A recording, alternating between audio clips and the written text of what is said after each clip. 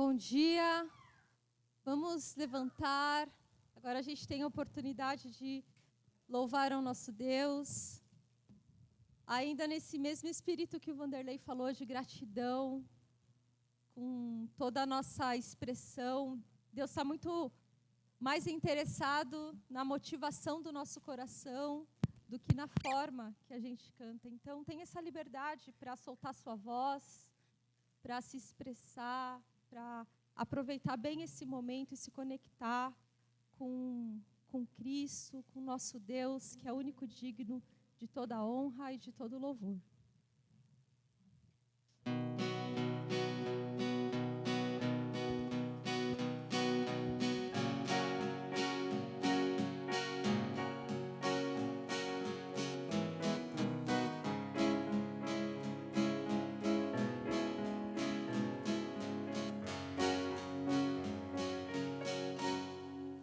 Tu és fiel, tu és amor, tu és bom pra mim, tu és Senhor.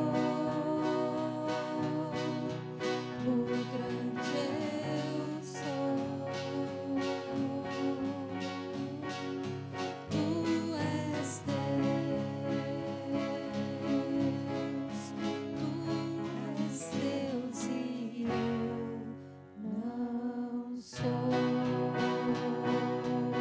amor.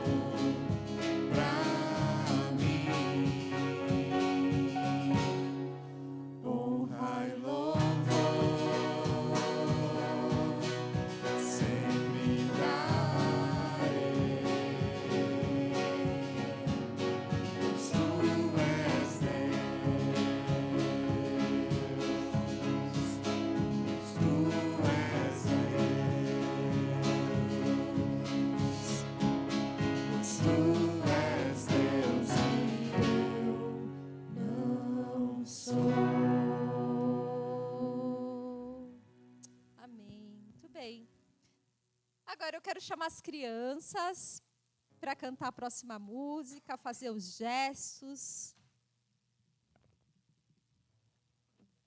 Essa música fala da importância da gente estudar a Bíblia para poder crescer na fé. Assim como a gente come comida para crescer e ficar forte, a gente tem que ler a Bíblia para crescer também e ficar forte na fé. Vamos lá, então?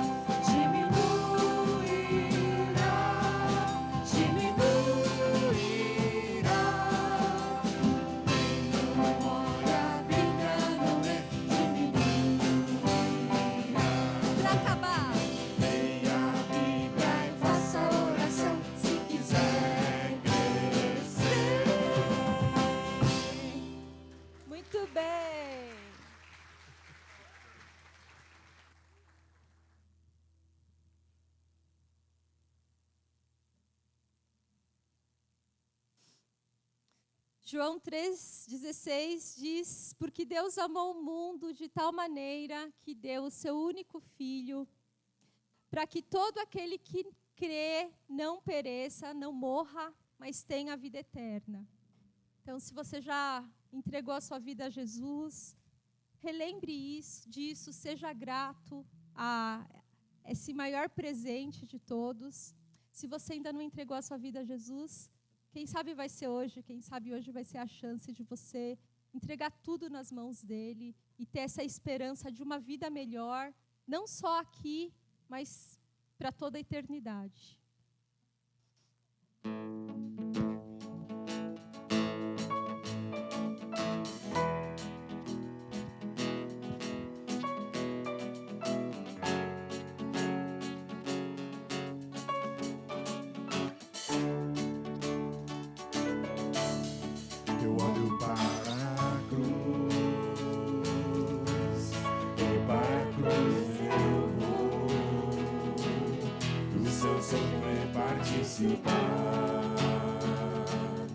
Da sua obra eu vou cantar, meu Salvador, da cruz mostrou o amor do Pai, o justo Deus.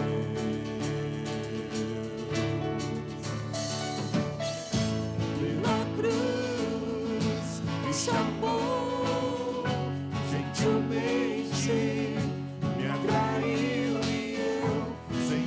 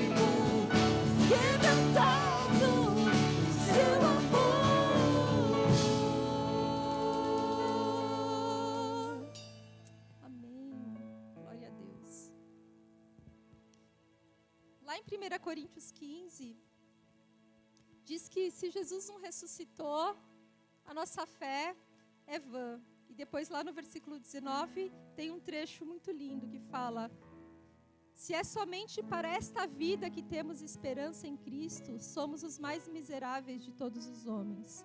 Contudo, de fato, Cristo ressuscitou dentre os mortos, sendo Ele as primícias entre aqueles que dormiam. Visto que a morte veio por meio de um homem, também a ressurreição dos mortos veio por meio de um homem. Da mesma forma, em Adão, todos morrem. Em Cristo, todos voltarão a viver. Então, esse é o convite para a gente entregar a nossa vida para Jesus e acreditar que a vida vai para além desta vida. E essa música fala disso, uma música muito linda, que fala da nossa esperança, tanto na vida quanto na morte.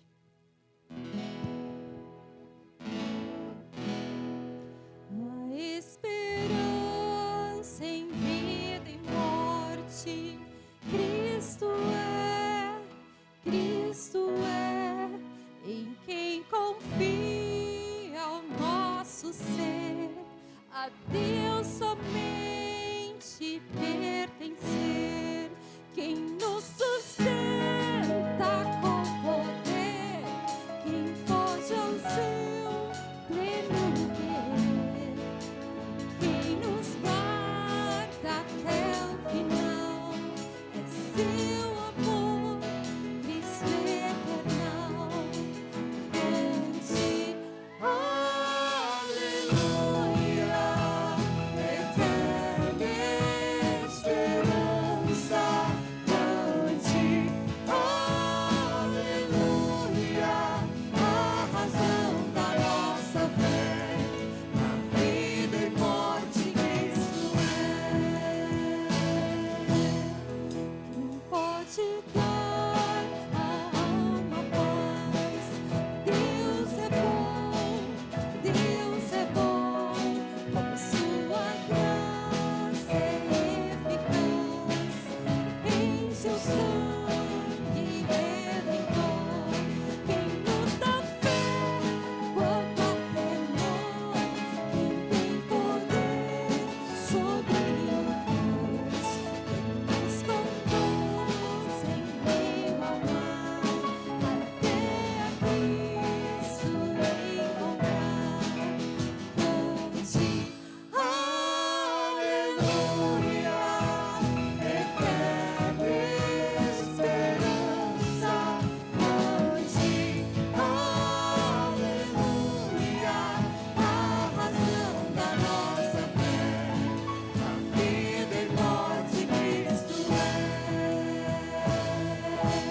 E quando o fim então chegar, vivo estás, que recompensa o céu trará, eterna vida com Jesus, Ele irá nos encontrar, a morte então destruirá, minha alegria festejar, eternamente Cristo em nós. Cante, aleluia, eterna esperança.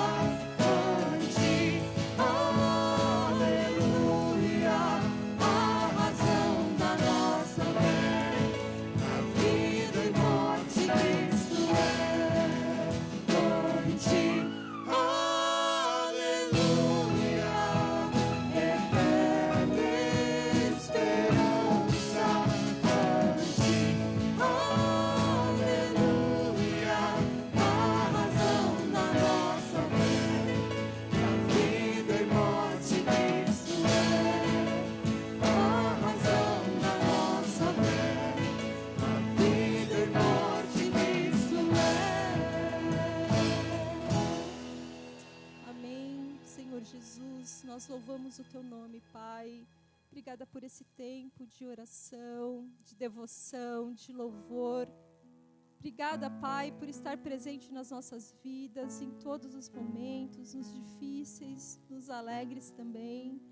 E nos ajude, Pai, a entender da Tua palavra, que o que for falado aqui penetre, Pai, na nossa mente, no nosso coração, que a gente consiga identificar o que a gente está acertando, o que a gente está errando, para poder ter uma vida plena contigo, Pai. Não é uma vida longe dos problemas, porque essa vida é marcada por sofrimento também, mas uma vida contigo, que é toda a esperança que a gente precisa, Pai. Então, nos ajude nesse tempo, em nome de Jesus, amém.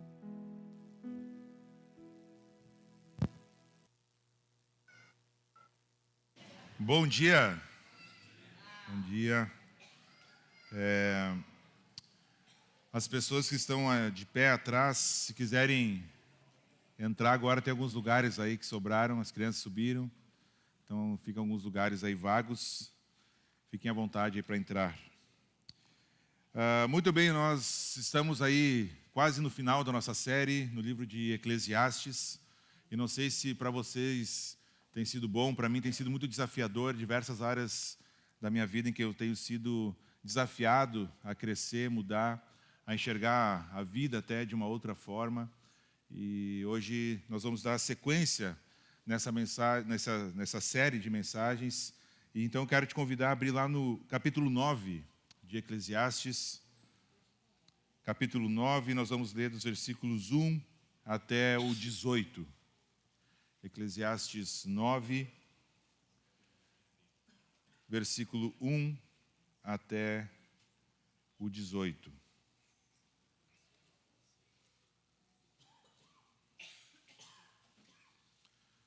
Eclesiastes 9, do 1 ao 18. Certo? Então acompanha comigo a leitura aí da palavra de Deus. Refleti nisso tudo e cheguei à conclusão que os justos e os sábios e aquilo que eles fazem estão nas mãos de Deus. O que os espera, seja amor ou ódio, ninguém sabe.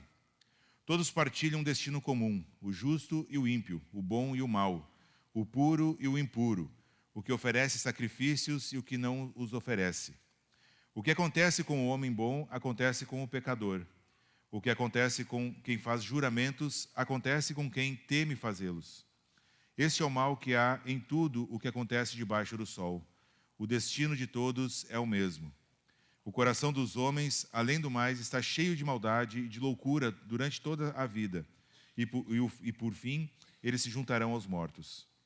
Quem está entre os vivos, Quem está entre os vivos tem esperança. Até um cachorro vivo é melhor do que um leão morto. Pois os vivos sabem que morrerão, mas os mortos nada sabem. Para eles não haverá mais recompensa, e já não se tem lembrança deles. Para eles o amor, o ódio e a inveja há muito desapareceram. Nunca mais terão parte em nada do que acontece debaixo do sol. Portanto, vá, coma com prazer a sua comida e beba o seu vinho de coração alegre, pois Deus já se agradou do que você faz. Esteja sempre vestido com roupas de festa e unja sempre a sua cabeça com óleo. Desfrute a vida com a mulher a quem você ama, todos os dias dessa vida sem sentido que Deus dá a você debaixo do sol. Todos os seus dias sem sentido, pois essa é a sua recompensa na vida pelo árduo trabalho debaixo do sol. O que as suas mãos tiverem a que fazer, que os façam com toda a sua força, pois na sepultura, para onde você vai, não há atividade nem planejamento, não há conhecimento nem sabedoria. Percebi ainda outra coisa debaixo do sol. Os velozes nem sempre vencem a corrida, os fortes nem sempre triunfam na guerra, os sábios nem sempre têm comida, os prudentes nem sempre são ricos, os instruídos nem sempre têm prestígio, pois o tempo e o acaso afetam a todos. Além do mais, ninguém sabe quando virá a sua hora. Assim como os peixes são apanhados numa rede fatal e os pássaros são pegos numa armadilha, também os homens são enredados pelo tempo de desgraça que cai inesperadamente sobre eles. Também vi debaixo do sol esse exemplo de sabedoria que muito me impressionou. Havia uma pequena cidade de poucos habitantes. Um rei poderoso veio contra ela, cercou-a com muitos dispositivos de guerra. Ora, naquela cidade vivia um homem pobre, mas sábio. e com sua sabedoria ele salvou a cidade. No entanto, ninguém se lembrou mais daquele pobre. Por isso pensei, embora a sabedoria seja melhor do que a força, a sabedoria do pobre é desprezada e logo as suas palavras são esquecidas. As palavras dos sábios devem ser ouvidas com mais atenção do que os gritos de quem domina sobre tolos. A sabedoria é melhor do que as armas de guerra, mas um só pecador destrói muita coisa boa.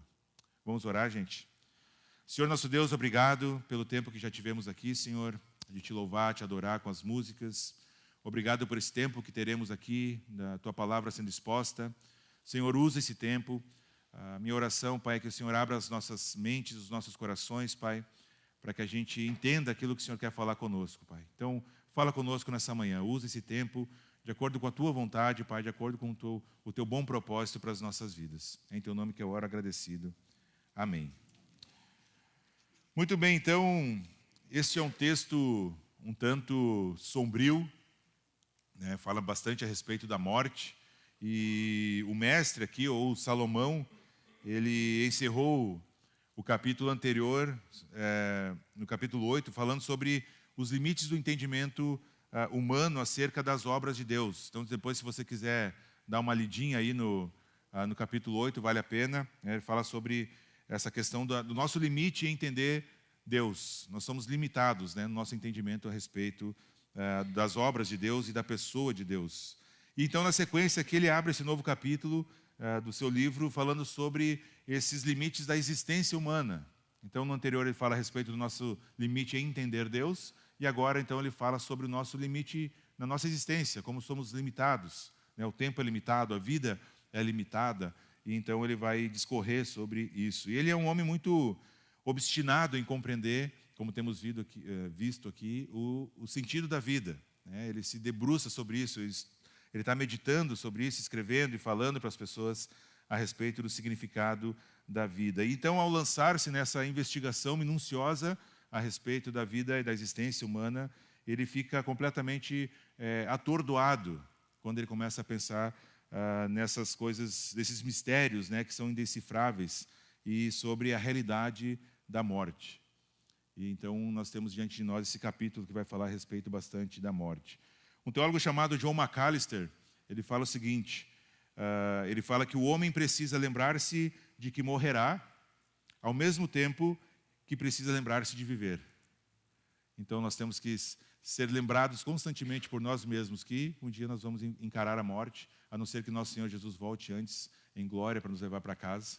Mas senão, todos nós enfrentaremos a morte um dia, mais cedo ou mais tarde. E ao mesmo tempo não precisamos e não temos que ficar presos a isso, mas temos que lembrar de viver a vida que Deus nos deu. Então ele continua, nesta vida dura, curta e incerta, em que a morte aguarda a todos, devemos desfrutar bem da vida que Deus nos dá. Então, no meio dessa busca aqui, o mestre se depara com a inevitabilidade da morte. Não temos como evitar a morte, a não ser, de novo, que nosso Senhor Jesus retorne. Mas, senão, não temos como evitar a morte.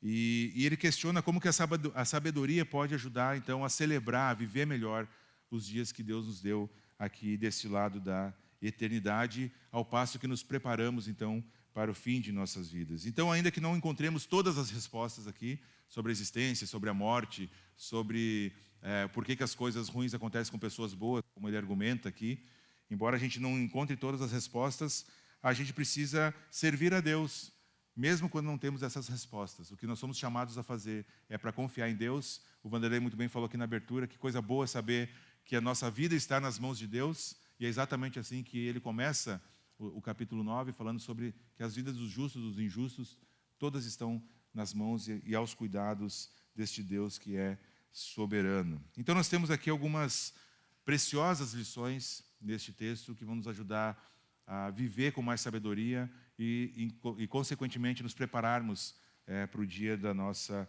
morte. Mas, obviamente, que não sem antes, né, a gente não pode entrar no texto sem antes termos a nossa rima, né, a nossa proposta em forma de rima aqui para essa mensagem, e ela diz assim: na vida há muitas incertezas e a morte é real. Com sabedoria, celebre cada dia, pois a vida é breve, um presente especial. Ok? E a primeira lição que nós temos nesse texto está justamente ali, que a morte é inevitável, versículos 1 até o 3. O mestre aqui, ou Salomão, né, o pregador, vai discorrer a respeito da morte. Não temos como evitar a morte. E a primeira coisa que ele fala, como mencionei, é que as nossas vidas estão nas mãos de Deus. Salomão, ele afirma que todos, justos, sábios, tudo, a vida de todos está nas mãos de Deus. Independente da piedade, independente se é justo ou se é injusto, independente se conhece ou desconhece a Cristo, no nosso caso, ele escreveu isso antes, né, de Cristo. Independente disso, as vidas de todas as pessoas estão nas mãos de Deus. Isso significa que a nossa jornada aqui nesta terra, por mais reta, por mais bem-sucedida, por mais justa ou não, está sujeita à vontade divina. E eu sei que nós sabemos disso, mas isso tem diversas implicações para os nossos dias. Se as nossas vidas estão nas mãos de Deus, aqueles que creem em Cristo e nasceram de novo, e confiam no bom pastor, significa que aquilo que está acontecendo em nossas vidas é porque, no mínimo, Deus permitiu. Senão que Ele quer que você passe por esse momento que você está passando. Porque se Deus é o bom pastor, Ele vai me levar ao pasto que eu preciso, naquele momento.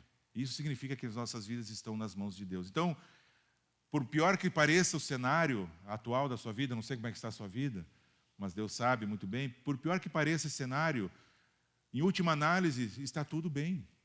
Por pior que pareça. E eu me arrisco falando isso porque eu não sei o contexto em que você está inserido. Pode ser um contexto terrível. Mas se Ele é o bom pastor, e Ele é, Ele prometeu que vai cuidar das suas ovelhas. Tanto é que deu a vida por suas ovelhas. Então, está tudo bem. Deus está conduzindo este momento da sua vida. E talvez esse pasto amargo é necessário nesse momento para que você cresça, para que você se desenvolva na sua fé. Deus tem os planos e as nossas vidas estão nas suas mãos. O Philip Ryken, ele vai dizer que, olhando para frente, inclusive Salomão vai dizer, no versículo 1 ainda, que o que os espera, seja amor ou ódio, ninguém sabe.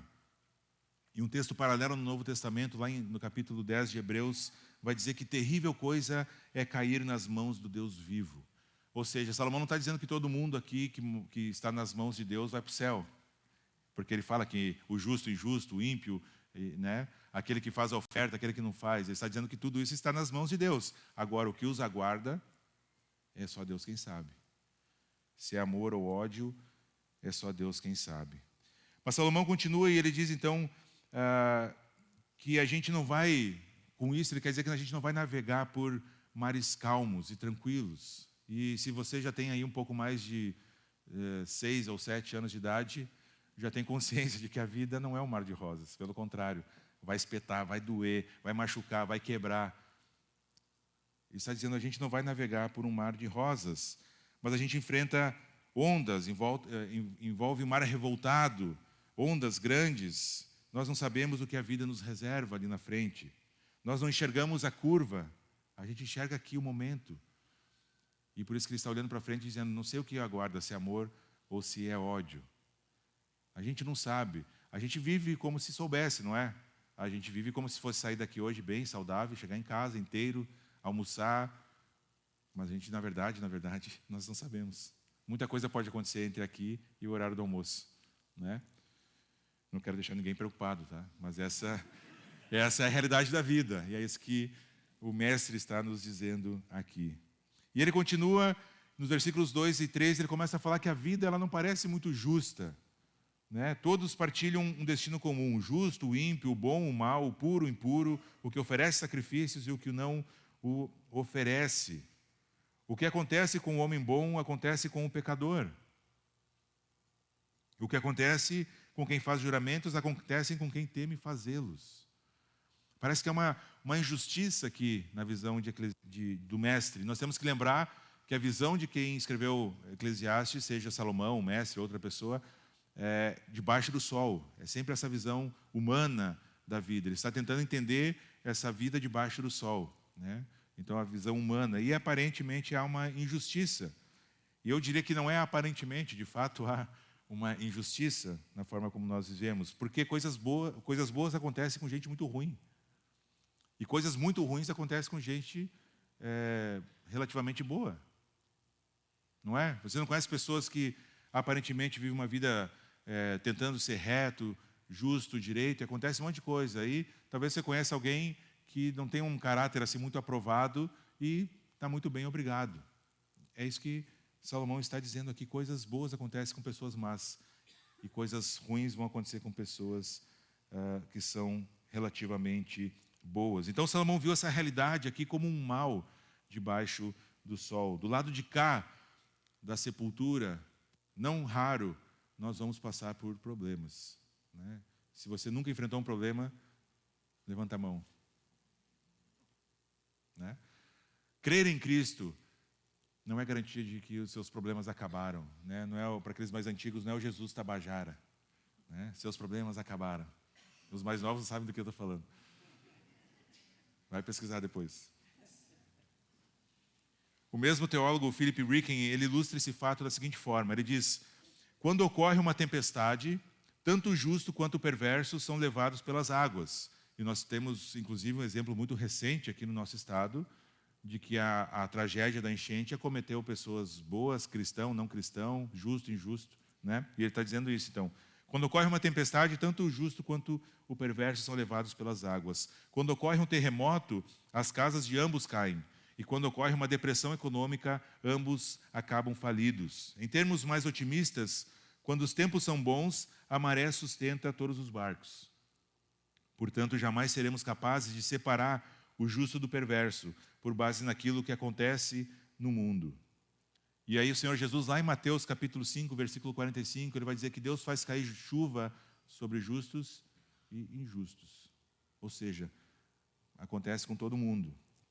Então, apesar desses grandes dilemas da vida, Salomão já tinha deixado claro que tudo ficaria bem para os justos, no capítulo 8. Por isso que vale a leitura depois do capítulo 8 também.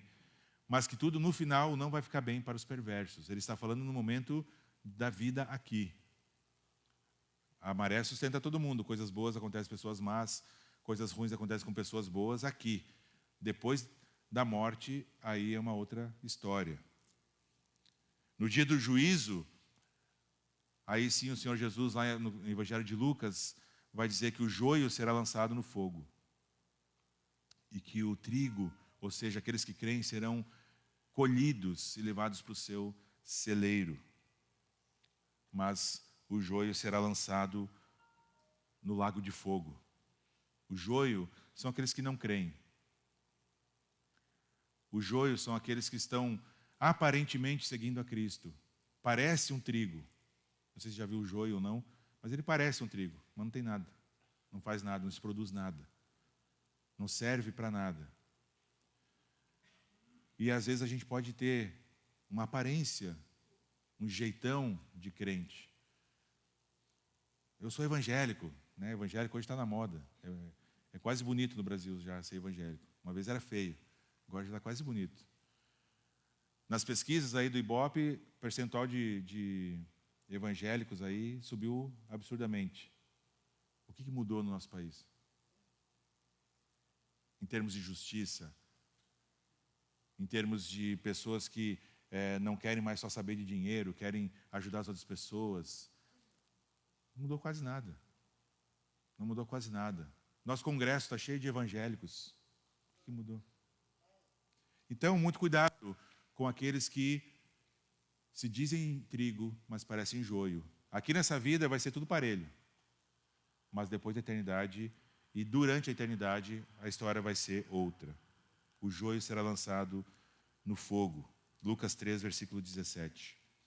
Mas nosso texto continua, e a segunda verdade preciosa que nós temos aqui também é a respeito da morte, que ela é implacável, versículos 4 até o 6. E Salomão vai apresentar aqui 4 verdades a respeito desse fato de a morte ser implacável. O primeiro fato é que, enquanto há vida, há esperança. Versículo 4, um ditado bem interessante, né? Que quem está entre os vivos tem esperança. Até um cachorro vivo é melhor que um leão morto. Não é? O leão morto, com toda a sua majestade, com toda a sua força, não faz mais nada. Enquanto o cachorro vivo, pode ser aquele bem pulguentinho da rua ali, está bem, está vivo, ainda há esperança para ele. Para o leão já não há mais esperança. Oportunidade de arrependimento, oportunidade de mudança de vida, está disponível ainda. Ainda está disponível. Mas quando o Senhor Jesus voltar em glória para nos levar para casa, ou quando partirmos, aí não tem mais essa esperança. Não dá mais para se arrepender depois da morte. A segunda verdade que ele fala a respeito da morte ser implacável é que a morte atinge esse prestígio, né, do leão. Não importa se você é um leão ou você é um pulguentinho, com todo respeito. A morte, ela vai atingir todo mundo. Não importa a classe social, não importa a idade, não importa a sabedoria, não importa nada. A morte, ela é implacável. Terceiro, a morte apaga os privilégios e a memória dos mortos. Cai no esquecimento. Versículo 5. Pois os vivos sabem bem que morrerão, pois os mortos nada sabem. Para eles não haverá mais recompensa, e já não se tem lembrança deles. Aquelas pessoas que morreram há 200 anos atrás, alguns nomes a gente estuda na história ainda, mas a maior parte das pessoas, ninguém mais lembra, ninguém mais sabe o que fez. A morte chegou para essas pessoas também, cai no esquecimento. Obviamente que, para nós cristãos, os que cremos em Cristo, a morte está longe de seu fim. Salomão tem uma visão debaixo do sol e uma visão na esperança ainda do Messias que viria. Nós estamos do lado de cá do Messias que veio e que se entregou por cada um de nós. E aí nós podemos, inclusive, falar a mesma frase do apóstolo Paulo, lá no capítulo 2 de Filipenses, que, para mim, o morrer é o quê? Lucro. O viver é Cristo e o morrer é lucro. A morte para o cristão, tem que falar isso com cuidado, né? Mas a morte para o cristão é quase desejável. E não é algo que traz medo, que a gente deve fugir. Pelo contrário, o dia em que nós que cremos em Cristo partirmos, estaremos com Ele em glória. Ah, mas aí não fica dormindo, depois ressuscita. Ah, mas é imediatamente. Isso eu não sei, tá, gente? Tem várias posições a respeito disso na palavra de Deus e tranquilamente. O fato é que depois que você morreu, se você crê em Cristo, você estará na eternidade com Ele, face a face. Onde não vai mais ter pecado, tristeza, choro, doença, problema, boleto. Oh. Não vai mais ter. Não vai mais ter. Essa é a esperança do cristão. Vida e vida de verdade, abundante, sem pecado, com Cristo. E por último, a morte encerra todas as atividades. Versículo 6. Para eles o amor, o ódio, a inveja, há muito desapareceram. Nunca mais terão parte em nada do que acontece debaixo do sol. Capítulo 10 de Hebreus também vai dizer que o homem está destinado a morrer uma só vez. E depois disso, o juízo. Não tem mais chance, acabou. Vive uma vez e morreu. E aí então, o amor, o ódio, a inveja desapareceram. Obviamente que, de novo, olhando sobre a perspectiva humana, debaixo do sol. Lá na eternidade, a história é outra. Mas o nosso texto continua, e a próxima verdade que ele nos traz é que a morte ela é imprevisível, versículos 11 e 12. E ele então observa que essa vida ela é cheia de surpresas. E nem sempre os resultados são conforme a nossa lógica.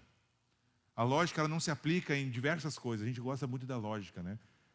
Mas ela não se aplica e não acontece diversas vezes. Nem sempre, por exemplo, no futebol, o time melhor vai vencer o pior. É ou não é? Aquele time que é mais estruturado, que é galáctico, nem sempre, às vezes, vai conseguir vencer um combate com um time que é menor. Às vezes acontece, nós já vimos várias vezes no futebol isso acontecendo. E aí Salomão vai se fazer valer disso. Ele vai dizer, ali no 11 e no 12, a gente vai voltar depois, tá, gente? Eu pulei de propósito. Outra coisa debaixo do sol. Os velozes nem sempre vencem a corrida. É ou não é? Os fortes nem sempre triunfam na guerra. Os sábios nem sempre têm comida. Os prudentes nem sempre são ricos.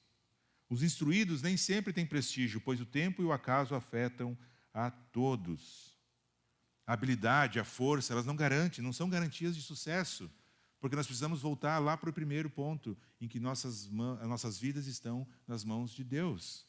E que o sucesso para Deus nem sempre vai ser minha visão de sucesso. Às vezes eu sou prudente, eu tento obedecer e Deus vai me levando para cada vez mais para um extremo onde eu vou exercitar a minha obediência e a minha prudência. Isso não é confortável, isso não é bom, num primeiro momento. Mas ali na frente vai produzir fruto, o fruto do Espírito. Talvez a paciência, o domínio próprio, a mansidão. Então, as habilidades não vão garantir sucesso. Embora Deus seja o soberano e aquele que providencia tudo, Efésios 1, versículo 11, vai falar sobre isso. Muitos eventos são imprevisíveis do nosso ponto de vista. Que nem eu brinquei antes na hora do almoço. A previsão do tempo. Meu celular dizia que ia ser sol a semana inteira. Choveu um monte. Né? Previsão do tempo. Já começa por aí. Né? Ainda mais aqui na Serra. Então, desastres, doenças, tragédias podem atingir qualquer um, sejam justos ou injustos. Então, aí ele usa esse exemplo, né, da rede que pega os peixes, ou, né, a armadilha para os pássaros, algo que é de repente, pá, aconteceu. Ontem estava bem. Quantas a gente já ouviu falar isso? Imagina, ontem estava conversando com ele. Diversos velórios que eu fui, era o papo. Ontem ainda estava bem. Ontem ainda estava jogando futebol. Ontem ainda, e de repente, você foi. Inclusive naquela parábola que Jesus conta lá no capítulo 12 de Lucas, lembra do jovem rico insensato, que eu comentei na outra vez, que teve uma grande colheita, queria colocar a colheita lá nos celeiros maiores para aproveitar a vida, e Jesus diz, louco, e se hoje a tua alma for pedida, requisitada? Pode acontecer. É Deus quem detém a vida e a morte. Então essa imprevisibilidade da morte deveria nos fazer refletir profundamente se estamos preparados para a eternidade. Você está preparado para a eternidade? Se hoje, a pergunta que Jesus fez para o jovem rico, ele fizesse para você, se hoje a sua alma fosse pedida, se hoje você morresse, você tem certeza absoluta de onde você estaria do outro lado da eternidade? Do outro lado da sepultura, melhor dizendo. Você tem certeza? O texto continua, versículos 13 até o 18, ele vai falar sobre, então, a sabedoria. E aí ele faz essa conclusão a respeito de toda essa ideia que ele trouxe da morte do ponto de vista humano. E aí ele traz esse exemplo, né, dessa pequena cidade que foi salva por um pobre que era sábio. A cidade foi cercada e aí então esse pobre sábio ajudou com a sua sabedoria, a cidade foi salva. E o que acontece? Ele se torna alguém importante na cidade, todo mundo honra o seu nome. Bom, no meu texto diz que o pessoal se esqueceu dele e ninguém mais se lembrou daquilo que ele tinha feito ou falado. Isso demonstra que várias coisas, né? A primeira é que a sabedoria, ela é melhor do que a força. Ela vale mais do que a força ou o poder militar, nesse caso aqui. Todo o poderio militar foi derrotado pela sabedoria desse pobre.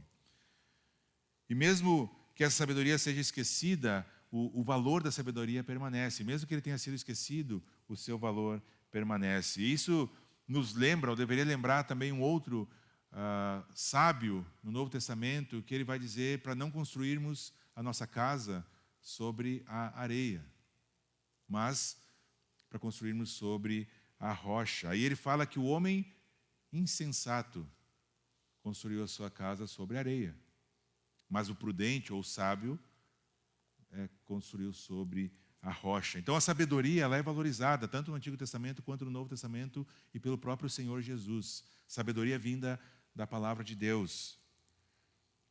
Contudo, Salomão aqui então reconhece que essa sabedoria pode ser desprezada, os seus conselhos ignorados, e isso reflete muito a ingratidão, né, e a pecaminosidade do coração humano. Mas mesmo assim ele conclui no versículo 18 dizendo: melhor a sabedoria do que as armas de guerra. E ainda faz mais um lembrete. Porém, um único pecador pode destruir muita coisa boa. E várias ilustrações durante toda a Bíblia nos ensinam isso. A Aline, inclusive, citou o texto que fala que por um homem, o que aconteceu? O pecado entrou. Ao passo que por um homem fomos salvos na cruz. Mas nós temos o exemplo de outros homens também. Acã, que fez aquilo que Deus tinha pedido para não fazer, lembram? Eles tinham vencido a batalha e ele foi lá e pegou os pertences, os despojos, e era para deixar tudo lá. E as coisas começam a dar errado para Israel. E dão errado, e dão errado, e dão errado. Até que Josué clama a Deus e diz: Deus, e aí? E Deus diz: olha, tem alguém aí que desobedeceu uma ordem clara que eu tinha dado, e por isso que vocês estão perdendo batalha após batalha após batalha. E aí então as consequências vêm na vida de Acã, mas resultou na morte de muitos e muitos israelitas na guerra. Um homem. Então um pecador pode também fazer muita coisa boa se perder e estragar. E isso mostra o quê? Que embora a sabedoria seja esse grande bem, a imprudência, o pecado podem causar danos desproporcionais. E certamente a gente poderia contar aqui vários causos de nossas vidas onde a gente não tinha nem muito a ver com a história, mas a gente foi machucado, foi sugado para dentro da situação ruim, e isso nos machucou, nos causou mal, por causa de outras pessoas que às vezes a gente nem sabe. E também, de falar baixinho, a gente já fez isso também, né? Já machucou gente, já trouxe gente para o nosso furacão, né? A gente também faz isso de vez em quando. Mas vamos deixar isso para lá. E por fim, eu pulei aquela parte, porque lembram que o mestre aqui ele escreve em formato de sanduíche. E o ponto alto dessa mensagem, da mensagem aqui do capítulo 9 de Eclesiastes, está justamente dos versículos 7 até o 10. Então tem que voltar um pouquinho ali, versículo 7 até ao 10, onde ele vai falar que a vida ela é para ser celebrada. Percebam que ele está repetindo esse assunto. Ele já falou para a gente aproveitar a vida, desfrutar da vida. Mas aqui no versículo 7, ele fala isso com uma maior urgência, né? Ele fala isso então em formas de ordens. Ele fala: vá, coma, bebe, desfrute, faz. São ordens, não são mais só sugestões. E obviamente que ele está falando para a gente desfrutar das pequenas coisas de nossas vidas, os pequenos presentes que Deus nos dá, comida, a bebida, companhia das pessoas, tudo isso como um ato de louvor a Deus, que é aquele que, voltamos ao primeiro ponto, tem nossas vidas em suas mãos e tem providenciado aquilo que a gente precisa, inclusive a nossa comida, a nossa bebida, e ele vai discorrer um pouquinho mais a respeito disso. E nos lembra o texto de 1 Coríntios 13, 31, onde Paulo vai dizer que quer comam, quer bebam, ou façam qualquer outra coisa, façam para quem?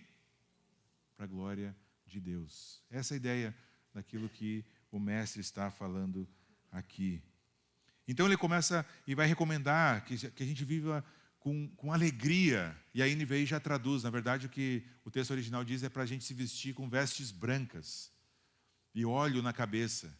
Isso eram formas de expressar alegria, assim como a cinza na cabeça e o pano de saco representavam para aquela cultura o luto, a dor profunda, né? Então, ele fala: se alegrem, estejam sempre vestidos com roupas de festa e unja sempre a sua cabeça com óleo. E aqui ele está, então, destacando essa importância de valorizar o ordinário na vida. O Emílio falou um pouquinho sobre isso na Bienal, não sei quantos de vocês lembram, sobre a gente se apegar muito a Deus no extraordinário, quando a gente precisa muito de Deus. Aí a gente corre para Deus, a gente ora, a gente pede para Deus. Mas Deus também quer que a gente se alegre no ordinário, nas pequenas coisas. No bom dia com a família, no almoço hoje domingo. Está batendo já, está começando, né? Se alegrar, não só com a comida, mas com as companhias. Não só com a bebida, mas com as conversas. Esses pequenos presentes que Deus dá para a gente. E obviamente que nós temos que ter o cuidado de não tornar esses pequenos prazeres ídolos em nossos corações. E a gente facilmente pode fazer isso. Né? A gente pode colocar a bebida em primeiro lugar, a comida em primeiro lugar, ou o presente do dinheiro que Deus nos dá em primeiro lugar, no lugar de Deus. Como crianças que recebem um presente do Natal, viram as costas agora e não querem mais saber dos pais e ficam lá com o seu brinquedo, como se aquilo fosse dar sentido para a sua vida. Então, obviamente que nós precisamos ter esse cuidado. E aí no versículo 9, ele é mais específico sobre com o que nós devemos nos alegrar. Olha só que interessante. Desfrute a vida com a mulher a quem você ama, todos os dias desta vida sem sentido que Deus dá a você debaixo do sol. Todos os seus dias sem sentido. Pois essa é a sua recompensa na vida pelo seu árduo trabalho debaixo do sol. As delícias conjugais, as crianças subiram, né?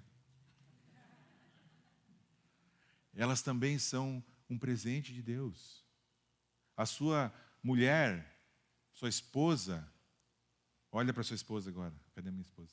Não está aí. Está dando aula lá em cima. É um presente de Deus. Olha para o seu marido, maridão. Ele é um presente de Deus para você. E se você não tem ainda a esposa, o marido, calma. Confia em Deus. Às vezes, o presente de Deus para você é permanecer sozinho. Né? Desfrute de todos os dias da sua vida com a mulher a quem você ama. Ou seja, aproveite o seu casamento. Se relaciona com o seu cônjuge. A gente precisa perdoar, amar, ter companhia. Obviamente que aqui entra a questão sexual, mas é muito além disso. É de estar junto, de crescer junto, de brigar e aí depois perdoar, de exercitar o fruto do Espírito dentro de casa, que é o lugar talvez mais difícil de a gente exercitar o fruto do Espírito. A paciência, a mansidão, o domínio próprio. É difícil, eu sei, para vocês. Para mim também. A gente precisa viver essas coisas pequenas. Isso vai nos alegrar o coração. Um dia, gente, vai chegar o último beijo. Um dia vai chegar o último abraço. A gente não sabe quando. É isso que ele está dizendo aqui. A morte, ela é imprevisível. Um dia vai chegar. A gente não sabe quando. Então, até lá, aproveite, desfrute disso. Não perca tempo com briga, com irritação, sem se falar. Há certas coisas, aproveite juntos o seu casamento. E aí então ele vai continuar, e aqui estão algumas exigências do casamento. Olha que legal. Primeiro, a demonstração de afeto, então, a mulher que ama. Segundo, uma busca ativa, não passiva, ativa da alegria, desfrute a vida. Terceiro, o encorajamento perpétuo por todos os dias dessa vida sem sentido debaixo do sol, por todos os dias. E isto em meio, obviamente, às responsabilidades e os deveres da vida. Ele vai falar que essa é a recompensa pelo seu árduo trabalho debaixo do sol. Então, o matrimônio, ele deve ser essa fonte contínua de alegria e não de peso, não de tristeza, não de lamento, mas de alegria. E isso, gente, só tem duas pessoas que podem fazer dentro de casa. É você e sua esposa, ou você e o seu marido. Ninguém pode fazer isso por nós. E aí Salomão também vai ressaltar, então, a importância de se trabalhar com excelência, versículo 10. O que as suas mãos tiverem que fazer, que o façam com toda a sua força, com excelência. pois depois da sepultura não dá mais para fazer isso. E lembra que eu falei da outra vez, vou repetir hoje, o trabalho, gente, ele não é uma maldição. Não é. O trabalho foi dado antes da queda, lá no Jardim do Éden. A gente, obviamente, por causa do pecado, tem sofrido muito mais com o trabalho. Mas o trabalho é um presente de Deus, é bênção de Deus, que também tem que ser aquele mesmo cuidado com todas as outras coisas para não se tornar um ídolo no coração. Para não se colocar no lugar do próprio Deus, para não inverter as prioridades de tempo. Mas é bênção que Deus deu. Paulo ecoa isso lá em Colossenses capítulo 3, 23, dizendo que tudo o que fizer, faça de coração, como para o Senhor e não para os homens. Isso inclui o nosso trabalho. Trabalho para Deus e não para os homens. Para nós encerrarmos, porque Jesus morreu e ressuscitou, Ele salvou e reconciliou o seu povo com Deus. Todo aquele que crê em Cristo, que entregou sua vida a Cristo, hoje tem paz com Deus. E assim então a gente pode começar a viver como Deus quis lá no princípio. Como que Deus queria que nós vivêssemos lá no Jardim do Éden? Desfrutando da vida, trabalhando, desfrutando do relacionamento, desfrutando da natureza, das coisas criadas, dos presentes que Deus dava, do relacionamento pessoal com Deus. Ele ia visitar, lembram, Adão e Eva todos os dias no Jardim do Éden. É assim que nós somos criados para viver. E a gente pode começar a viver isso por causa do sacrifício de Cristo na cruz. Nós podemos desfrutar da comida, desfrutar da bebida, da vida com o nosso cônjuge, com os nossos amigos, com os nossos irmãos e familiares, com a nossa comunidade de fé. Desfrutar do nosso trabalho, inclusive. Obviamente que, por causa do pecado, rapidamente a gente gasta os nossos dias com ira, com falta de perdão, com mágoa, coração magoado, travado, porque não perdoa, e aí fica naquilo, anos e anos passando, 10, 15, 20 anos, sem liberar perdão, e o coração ali travado, pesado, envenenado.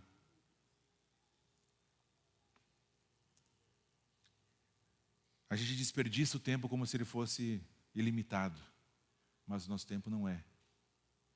Ele é limitado aqui, deste lado da sepultura, e passa muito rápido. Então, se você tem que perdoar alguém, perdoe. Se você tem que pedir perdão para alguém, peça. Isso vai te trazer libertação, vai fazer com que você possa desfrutar dessa vida de verdade. Porque até então, até você não fazer isso, você vai ficar preso, vai ficar amarrado com essa falta de perdão. Isso vai doer todos os dias. E a outra pessoa talvez está muito bem, obrigado, já nem lembra mais. E você está ali, sofrendo todos os dias, porque não libera perdão. Lembre quem você era antes de Jesus perdoar e morrer por você na cruz. Isso vai ajudar você a liberar perdão a quem te magoou. Salomão então nos ensina aqui que apesar das incertezas dessa vida e de que a morte é inevitável, a gente pode viver com gratidão, com sabedoria, com alegria, com propósito de verdade as nossas vidas. E aí as perguntas que, para a gente meditar, que eu gostaria de fazer é: como que você tem vivido? Como você tem vivido sua vida? Aonde você tem buscado sabedoria? No livro de autoajuda? Nos coaches por aí? Ou na palavra de Deus? Aonde tem a verdadeira sabedoria? Aonde você tem buscado? Você tem certeza sobre o seu destino após a morte? Aquela música infantil, se o seu coração parar de bater agora. A gente nem canta mais, que assustadora, né? Se você for embora, para onde você vai? Para onde você vai? Você tem certeza sobre seu destino eterno?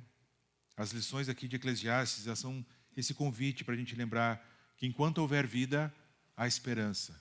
Enquanto houver vida, há possibilidade de arrependimento. Enquanto houver vida, a gente pode se voltar para Jesus de novo e de novo. Seja a primeira vez, seja a milésima vez.